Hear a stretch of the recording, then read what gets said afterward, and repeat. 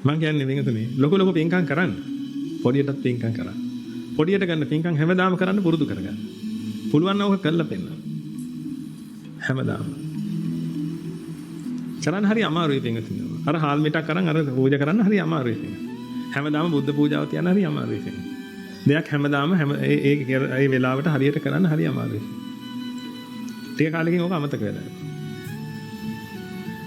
නිවනත් ඔහොමම තමයි. මං කියනවට ඕනනම් ඔබ මාස 3ක් විතර නැවිත් ඉන්න ආරාමෙට. ඔබ ආයි එන්නේ අලුත්ම මිනිහෙක් විදියට. ඒ කියන්නේ ඔබ මේ ආයි අර තත්ත්වෙම තමයි.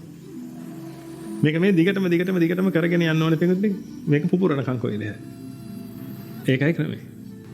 උත්සාහ කරන්න. ඔයගේ පුංචි පින්කම් කරන්න උත්සාහ කරන්න.